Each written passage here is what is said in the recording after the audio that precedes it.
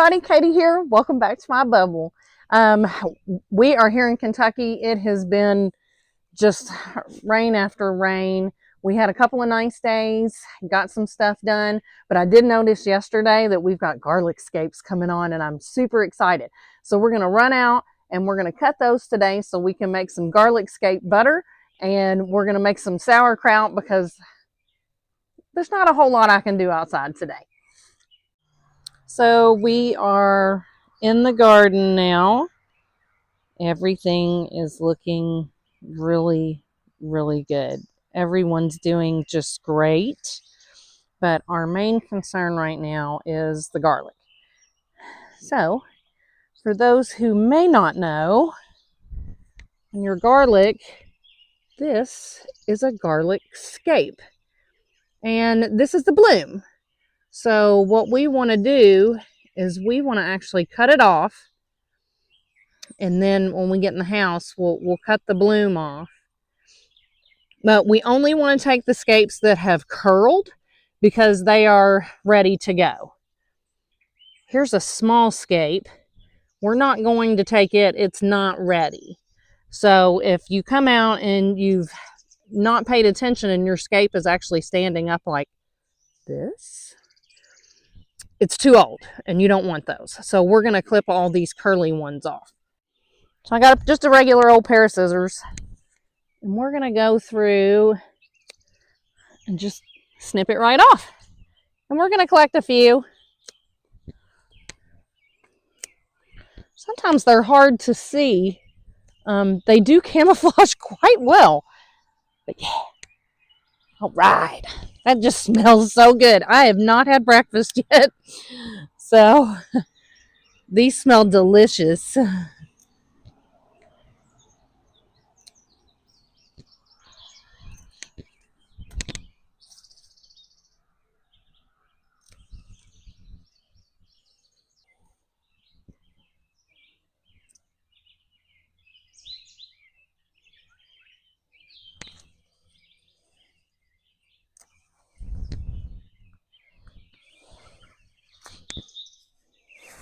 Oh, I stepped on that one. Okay, I want you all to see something. I want you to see, look how big. I can't wait to pull these up. Some of these are just huge. This one is as well. I'm so excited to see how big they are. We won't actually pull them for another month. Okay, now that we're in the kitchen out of the rain, we're going to take our garlic scapes, and all we're going to do is we're cutting the bloom out. So we're going to keep the top and we're going to keep the stem. So we're just going to chop some of these up real quick. I've already got a little pile started. We need about 1/4 cup of our garlic scapes all ground up for 2 sticks of butter. So I think actually I'm going to stop here, and I have others, but you know what? These are excellent, just cooked in a little butter all by themselves. You can throw them on top of some chicken or throw them in some eggs. These are really, the scapes are really versatile. But today we're going to make butter, and our butter is actually to use later. After you've cooked a good steak, it's nice to add a little more fat to it on top. And the garlic scape butter just gives you a whole new realm of flavor. So we're going to get all of these ground up. Man, I wish you all could smell.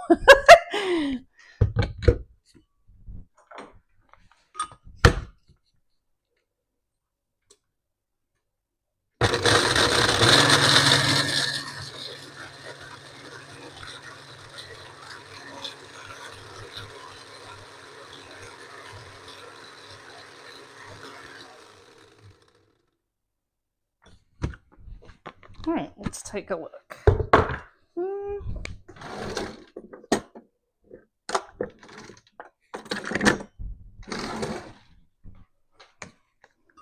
I'm going to scoop it out and see what we've got.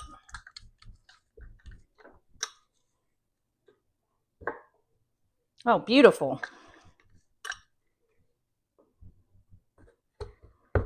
That was about the perfect amount just for a couple of sticks of butter.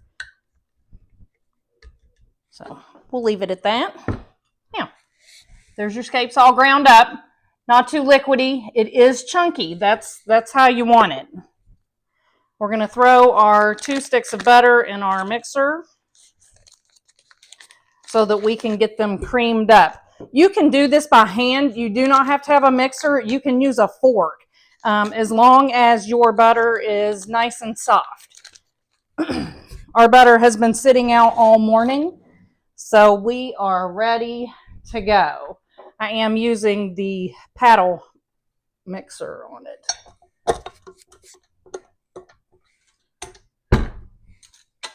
Like I said, we want to cream the butter a little bit. That way our scapes get nice and incorporated in immediately.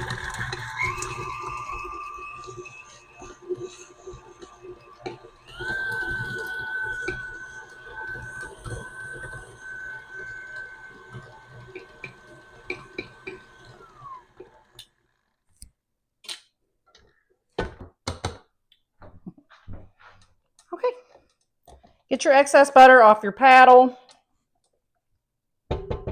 or your fork, depending on what you're using. I want to show you. This is what our butter looks like creamed up. So we want to push the sides down. Kind of get it in a blob. And then we're going to add our scapes. And we're going to add a little lemon zest. Here, let's do this right over top.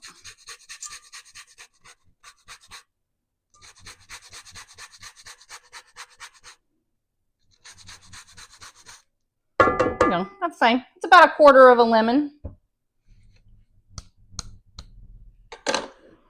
And then we just mush it all together.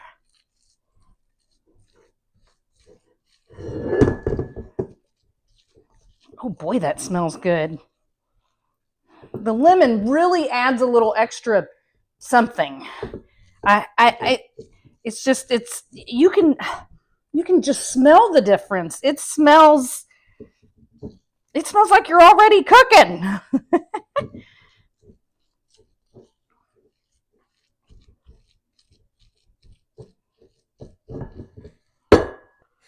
So what we're going to do is we're going to put a little in a glass dish because I want to use some this week.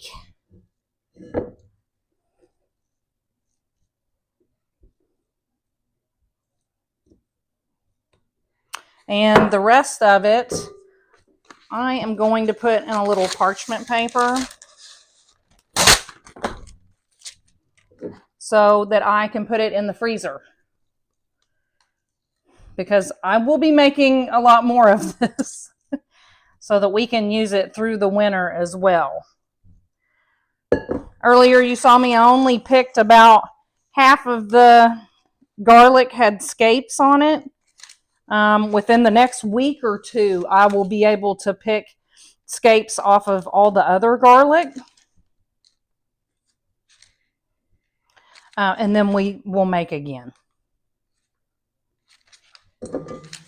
Okay. Now that that's done, we're just going to roll it up. You want to kind of make a loaf, a little loaf. That way you can cut off sections and you have little discs to use as you would like.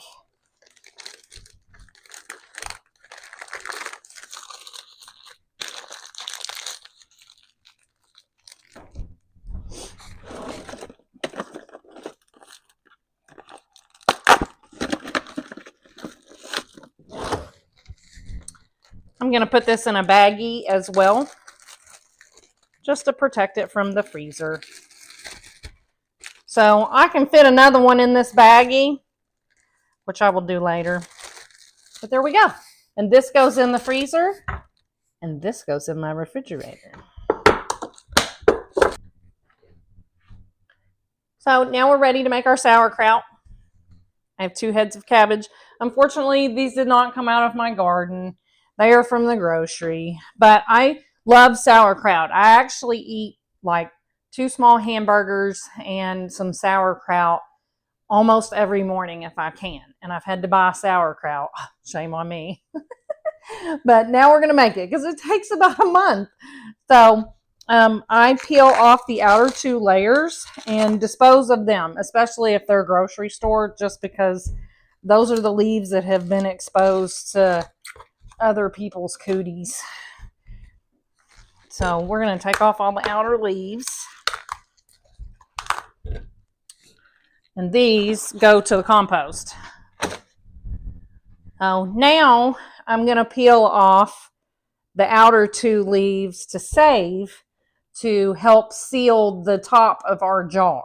So because I have made sauerkraut before and it molded on me and I was a little afraid to eat it, so I ended up pitching it. So we take about every precaution. A friend of mine told me to use the outer leaves. I also have a small fermentation kit, which is pretty neat.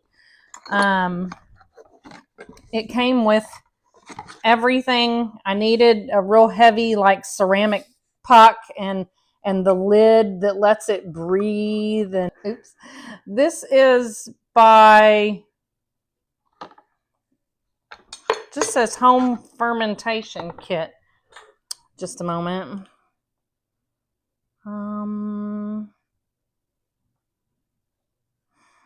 It's made in Berkeley, California. It's just called a home fermentation kit. So these are pretty neat. I've not been able to find one since this one. I have not researched it online though, so shame on me. And then I also have just a regular old-fashioned puck to put down in the bottom. These are pretty cool. I don't even know if you can buy these anymore. It's like it's the bottom of a glass jar. And these work okay. It's just not very heavy. So let's give these a little wash.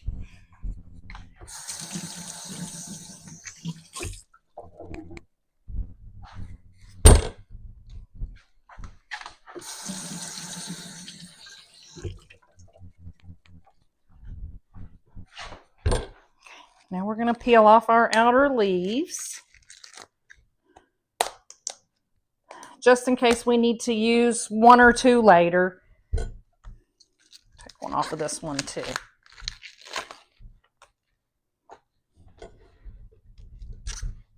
Now, we're going to cut up our cabbage.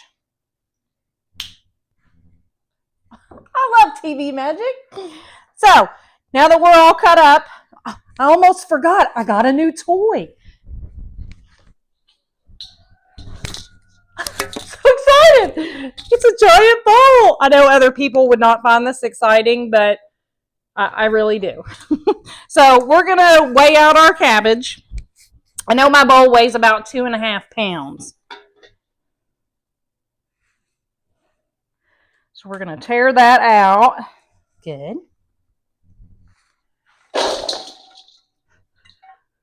We're weighing our cabbage because we need to use about a teaspoon to 1.5 teaspoons of salt per pound. Okay, let's see.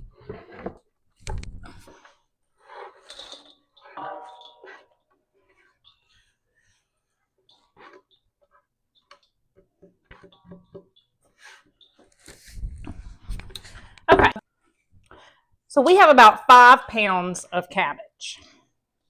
Oh, that's a lot. That's why I needed the big bowl. So now we're going to get our salt.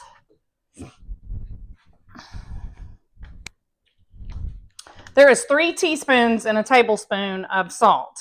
Well, we're going to... That's about a tablespoon.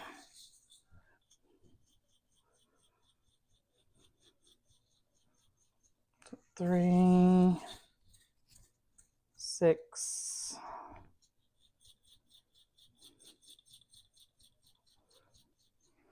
And then it's not going to hurt it. I'm going to put a little more just because we were a little over 5 pounds. So, and then you want to get in there and you want to massage all that salt in there. This is what makes your cabbage weak, and it creates the juice that you need to set up the fermentation, and so that your cabbage does not get moldy like mine did before.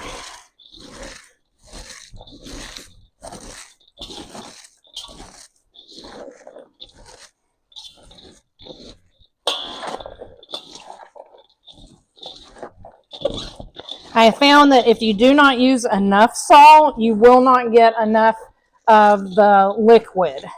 I've also found making sauerkraut last year in the winter with one of our last cabbages that we grew.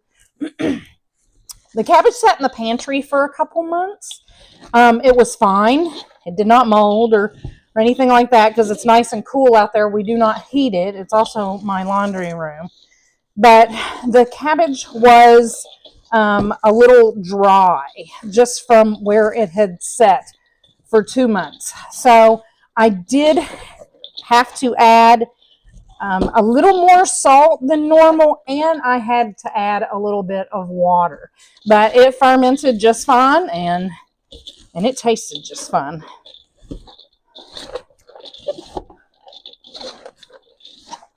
So this looks pretty good. It's actually already starting to moisten up a little bit. So what we're going to do is we're going to let this rest for 30 minutes to an hour. If you are busy after 30 minutes, it's not going to hurt anything for it to sit a little bit longer before you put it in your jars. So we're going to let this sit, and then we're going to come back and we're going to put it in jars. So now our cabbage has been sitting for about 45 minutes. It is moist looking and to the touch. It's a little squeaky if you give it a squeeze. There's not a whole lot of extra juice down in there, so I have made up a very light saltwater solution. This seriously is just some water with like a couple of shakes of salt down in it and stirred up. And this is to put over top of our cabbage. Once we get them filled and you get to where they do start to ferment, the fermentation will make them overflow a little bit. So sometimes you have to add a little water after a week or two. And you can either use a light saltwater solution, or I have just used water before, and it really didn't make it taste any different. You still had that nice fermented taste of the sauerkraut. So now we're going to fill our jars. I have a tool just for this. This is called a pickle packer.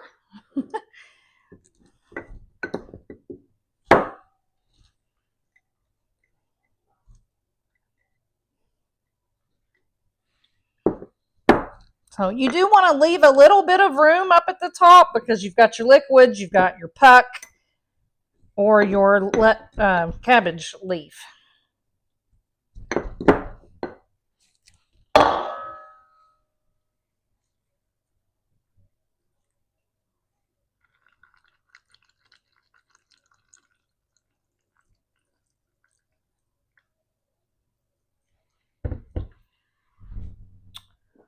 We're going to use the one out of our fermentation kit. Nice. Actually, there we go. That was quite a bit of fluid. This has a 2-piece lid. So when you ferment things, it lets off a gas. And what this does is this secondary lid will actually burp the jar for you, so you don't have to do it, which is super nice. There we got one. Let's fill another one, and we're going to use one of our cabbage leaves on top.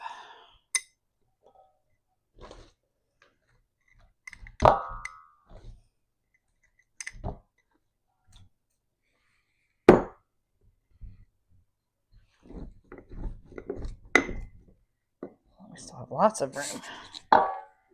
Lots of room.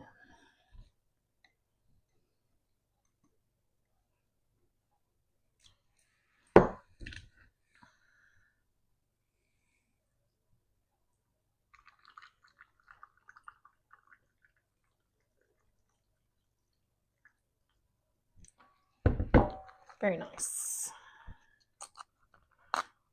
Now we want to tear this about the size of the opening of the jar, of course. And then just kind of smoosh it down in there. I don't know how well you can see that. That did really well. I have never actually used this trick before. So now I'm just going to cover it with a regular lid. You do want to let your sauerkraut sit for around 20 to 30 days. And that's when you really get that good sauerkraut taste. It will, see how it looks kind of green? It will change color. It will get yellow on you pretty quickly. Another thing that I suggest is that you set all your jars in a tray because of the fermentation. And if they overflow a little bit, this will help prevent from mess. I want to thank everybody for joining me today. And I hope to see you on the next one. Bye.